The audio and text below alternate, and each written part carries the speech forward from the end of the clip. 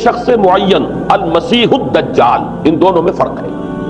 معلوم ایسا ہوتا ہے کہ ایک تو شخص ہوگا جس کا ظہور ہوگا، وہ شخص معین ہوگا، اور اگر احادیث کا تتبع کیا جائے تو معلوم ہوتا ہے کہ وہ یہود کا کوئی بہت بڑا لیڈر ہوگا، اور آخری زمانے میں قریب قیامت کا جو زمانہ ہے، قرب قیامت کا، اس میں جو بڑی عظیم جنگیں ہونے والی ہیں، ان میں جب یہودیوں اور مسلمانوں کا مقابلہ ہوگا اور بہت کریٹیکل سٹیج پر وہ مقابلہ پہنچا ہوا ہوگا، اس وقت حضرت مسیح علیہ السلام کا نزول ہوگا، اور وہ دجال اکبر کو یا المسیح الدجال جسے کہا گیا ہے اس کو وہ قتل کریں گے۔ تو المسیح الدجال یہ تو ایک شخص معین، البتہ دجالی فتنہ صرف ایک شخص معین کے ساتھ نہیں متعلق، بلکہ اس کے لیے جو احادیث آئی ہیں ان کا جب ہم تتبع کرتے ہیں، ان سب کو جب جمع کرتے ہیں تو معلوم ہوتا ہے کہ وہ ایک خاص کیفیت ہے، ایک خاص دور میں کچھ ایسی کیفیات پیدا ہو جائیں گی کہ جن کو دجالی فتنے سے تعبیر کیا گیا ہے۔ وہ کیفیات کیا ہیں؟ میں کچھ احادیث کے حوالے سے وہ میں نوٹ کر کے لایا ہوں، آج آپ کے سامنے رکھ رہا ہوں۔ پہلی بات یہ معلوم ہوتی ہے کہ اس دور میں، اس دجالی فتنے میں، انسان کو جو قواعد طبعیہ ہیں، جو قدرت کی طاقتیں ہیں، کائناتی قوتیں ہیں، ان پر غیر معمولی غلبہ، اختیار حاصل ہو جائے گا، اور وہ دجال متصرف ہوگا ان تمام قواعد طبعیہ پر، بالکل ایسے انداز میں جیسے کبھی انبیاء کرام علیہ السلام کو اللہ تعالیٰ معجزے عطا فرماتے۔ وہ معجزے کہ جو اللہ تعالیٰ کے فضل و کرم سے اللہ کے رسولوں کو عطا ہوئے ہیں، گویا کہ وہ سب کی سب کیفیات ہیں کہ جو دجال کے بارے میں قرآن مجید یا احادیث نبیہ میں وارد ہیں۔ مثلا پہلی بات یہ بتائی گئی کہ اس کے لیے فاصلہ بے معنی ہو کر رہ جائے گا، انتہائی تیز رفتاری ہوگی جو اسے حاصل ہوگی۔ چنانچہ الفاظ یہ ہے کالغیث استدبرت الريح، وہ ایک ایسے طوفان کے مانند جو ہے وہ سیلاب آئے گا کہ جیسے کوئی بہت زوردار آندھی جو ہے اس کے ساتھ طوفان آیا کرتا ہے۔ آپ سائیکلون کا تصور کیجئے کہ جس طریقے سے وہ ایک انتہائی تیز رفتار ہوا جو ہے وہ طوفان کو لے کر آتی ہے، اس طور سے وہ فتنہ پھیلے گا۔ ایک اور حدیث میں الفاظ ہے فلا تدع قرية الا حبطتها في 40 ليلة، یہ مسلم شریف کی روایت ہے حضرت نواس بن سمعان رضی اللہ تعالیٰ عنہ۔ کوئی قریہ تک نہیں چھوڑے گا دنیا کی کوئی آبادی چھوٹی سے چھوٹی جس میں وہ نہیں پہنچ جائے گا 40 دن کے اندر اندر۔ یہ اس کی تیز رفتاری کا عالم ہوگا، گویا کہ میں تعبیر کر رہا ہوں اسے ان الفاظ سے کہ فاصلہ بے معنی ہو کر رہ جائے۔ اسی کے ضمن میں بعض اور روایات آئی ہیں۔ سواری جو ہے اس دجال کی، اس کو گدھے سے تعبیر کیا گیا، اس لیے کہ ظاہر بات ہے اس دور میں اور کسی شے کا اگر تذکرہ کیا جاتا، ہوائی جہاز کا یا راکٹس کا، تو وہ تو لوگوں کی سمجھ میں نہ آتا، اور پہلے انہیں ساری سائنس پڑھانی پڑتی تب وہ الفاظ استعمال کرتے، لہذا وہ اس کا خچر، اس کا جس پر سواری ہوتی ہے، لیکن اس کی تیز رفتاری کے لیے الفاظ آئے ہیں کہ اس کا ایک قدم اگر مکے میں ہوگا تو دوسرا قدم شام میں جا کر پڑے، اور الفاظ یہ آئے ہیں کہ اس کے دونوں کانوں کے درمیان فاصلہ جو ہے وہ 40 باع کا یعنی 80 ہاتھ کا ہوگا۔ بلکہ حضرت علی رضی اللہ تعالیٰ عنہ کے خطبے میں جو اس کا بیان ہوا ہے کہ اس کا ایک کان جو ہے وہ 30 ہاتھ لمبا کان ہوگا اس کا۔ ابھی ذرا یہ صرف احادیث آپ سنتے جائیے، پھر اس کے بارے میں ان سب کو جوڑ کر جو ہمیں نتیجہ نکالنا ہے اس پر گفتگو بعد میں ہوگی۔ اسی طرح آواز کا معاملہ کہ اس کی آواز 4 دانگ عالم میں بیک وقت سنی جائے۔ الفاظ یہ ہے ینادی بصوت لہو یسمع لہو ما بین الخافقین، وہ ایک ایسی آواز کے ساتھ پکارے گا کہ جسے مشرق و مغرب کے مابین رہنے والا ہر شخص سنے گا۔ اس کی آواز جو ہے گویا کہ وہ تمام فاصلوں کے جو پردے ہیں اس کے لیے وہ حائل نہیں رہیں گے، بلکہ یہ کہ اس کی آواز جو ہے پوری دنیا میں مشرق و مغرب میں بیک وقت سنائی دے گی۔ تیسری بات معلوم ہوتی ہے کہ علاج معالجہ وہ اس انتہا کو اور عمل جراحی اس انتہا کو پہنچ جائے گا۔ یہاں وہ الفاظ آئے ہیں جو قرآن مجید میں حضرت مسیح کے معجزات کے لیے آئے۔ حضرت مسیح کے الفاظ میں ابرئ الاکمہ والابرص، کہ میں مادر زاد اندھے کو اور جو کوڑھ کا مرض، تو ان دونوں کو میں ٹھیک کر دیتا ہوں۔ حضرت مسیح علیہ السلام صرف ہاتھ پھیرتے تھے، اور مادر زاد جو نابینا ہے، اندھا، بینائی اس کی آ جاتی تھی، اور کوڑھی جو ہے اس کے جسم پر ہاتھ پھیرتے تھے، اس کا کوڑھ درست ہو جاتا۔ ابرئ الاکمہ والابرص، وہی الفاظ آئے حدیث میں کہ دجال کو یہ قدرت حاصل ہو جائے گی۔ نمبر 2 یہ کہ وہ یحیی الموتیٰ، جیسے کہ حضرت مسیح کے الفاظ ہے وہ احیی الموتیٰ، میں زندہ کرتا ہوں مردے کو۔ حضرت مسیح فرماتے تھے ایک مردے کو قم باذن اللہ، اور وہ کھڑا ہو جاتا تھا۔ بالکل اسی طریقے سے دجال کو بھی قدرت حاصل ہو جائے گی کہ وہ مردوں کو زندہ کرے گا۔ مزید وضاحت ایک حدیث میں یہ ہے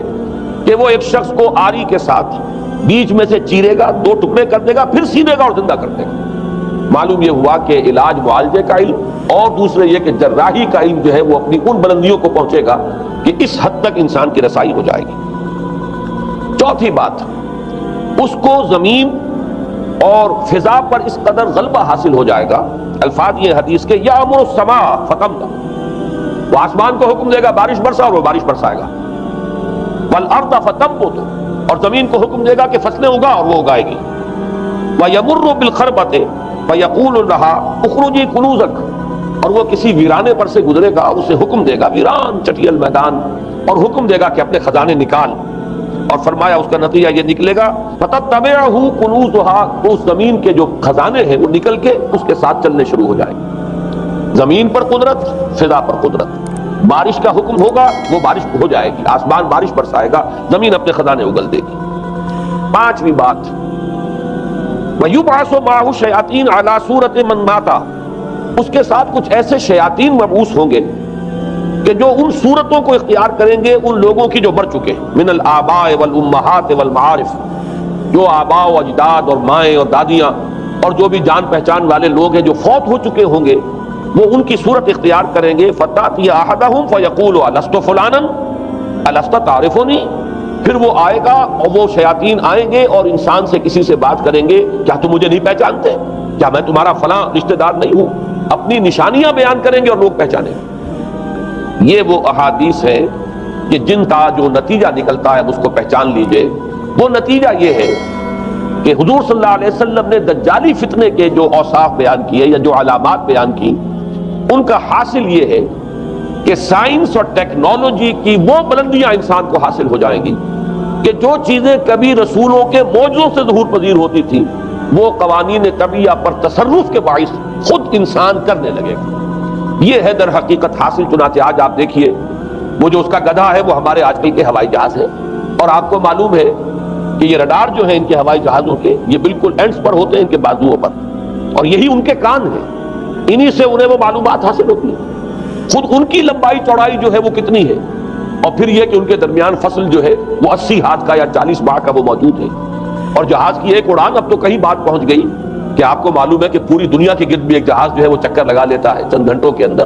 لیکن یہ ہے کہ عام جو رفتار ہے اس میں بھی ایک پڑاؤ سے دوسرے پڑاؤ تک، ایک جگہ سے جس کو ہاپ کرنا کہتے ہیں، یہ بھی کم سے کم 500-700 میل کا عام طور پر سفر جو ہے وہ جہاز طے کر رہا ہے۔ اسی طریقے سے ہماری جو سائنس کی، خاص طور پر جو طبی سائنس ہے، اب اس میں جس طریقے سے کہ زندہ رکھا جاتا ہے انسانوں کو، اور وہ ویجیٹیبل چاہے کہا گیا ہے ان کو ہیومن ویجیٹیبلز، لیکن یہ کہ دل کی دھڑکن بھی چلائے جا رہے ہیں، خوراک بھی پہنچا رہے ہیں، آدمی جو ہے وہ زندہ سال ہر سال تک زندہ پڑا رہتا ہے۔ اور یہ کہ سرجری بعض جانوروں پر تو یہ بات ہو چکی ہے کہ کاٹے گئے ہیں اور پھر ان کو سی دیا گیا ہے، جوڑ دیا گیا ہے۔ یہ تمام جو بھی معجزے ہیں اس وقت سائنس دکھا رہی ہے۔ اسی طرح اگر یہ معجزہ دیکھنا ہو کہ زمین لقدق زمین، جہاں کہیں کوئی آثار نہیں تھے کسی ایک پتے تک کے اگنے کے، اگر وہاں لہلہاتے ہوئے آپ کو چمن دیکھنے ہو، تو ویسے سب سے پہلے تو یہ معاملہ ہوا تھا اسرائیل نے جو کر کے دکھایا تھا، لیکن اب تو آپ ابو ظبی چلے جائیے، سعودی عرب میں چلے جائیے۔ سعودی عرب کے اندر حال یہ ہے کہ آپ اگر ہوائی جہاز سے سفر کریں ریاض سے جدہ تک، تو آپ کو جگہ جگہ بڑے سرکولر پیچز نظر آئیں گے جہاز سے، نہایت گرین، اور اس کے اندر جو ہے آرٹیفیشل اریگیشن کے ذریعے سے، اور بہت عمدہ وہاں کاشت ہو رہی ہے، بہت خوبصورت فارمز جو ہے وہ تمام کے تمام سرکولر پیچز، اس لیے کہ جو اریگیشن ہوتی ہے وہ ان ویلز کے ذریعے سے ہوتی ہے کہ جو ایک سرکل میں چلتے ہیں اور پانی کی وہ آرٹیفیشل بارش جو ہے وہ ہوتی رہتی ہے۔ باقی یہ کہ فضا سے آرٹیفیشل رین، یہ تو بہت ہی سادہ سی بات ہے کہ فضا کے اندر ایٹماسفیرک کنڈیشنز کو ذرا تبدیل کیا جائے تو بارش آ جاتی ہے۔ اور باقی رہ گیا آواز کا یہاں سے وہاں جانا، وہ تو آواز ہی نہیں ہے، تو آپ صورتیں دیکھ رہے ہیں۔ آپ کو نیو یارک میں بیٹھا ہوا خطاب کرے، آپ پوری دنیا کے اندر جہاں چاہیں، وہ آل ورلڈ اینٹینا آپ کے پاس صرف ہونا چاہیے، باقی یہ کہ آپ دنیا کے کسی بھی گوشے میں بیٹھے ہوئے کسی شخص کا خطاب جو وہ سن سکتے ہیں۔ تو معلوم یہ ہوا کہ در حقیقت یہ جو دجالی فتنہ ہے، یہ جس کے اوصاف جو بیان کیے گئے، ابھی میں اس کو لفظ فتنہ سے تعبیر نہیں کر رہا، اسے جس چیز نے فتنہ بنایا وہ ابھی میں آپ سے عرض کروں گا، لیکن یہ جتنے اوصاف حدیث میں آئے، جتنی صفات بیان ہوئی ہیں، جو کوائف وہاں سامنے آ رہے ہیں، ان سب کا حاصل تو ایک لفظ میں یہ ہے کہ سائنٹیفک ڈیولپمنٹ اور ٹیکنالوجیکل ڈیولپمنٹ وہ اس درجے کی ہو جائے گی کہ قواعد طبیعہ پر، فورسز آف دی نیچر پر انسان کو تصرف اور تسلط حاصل ہو جائے۔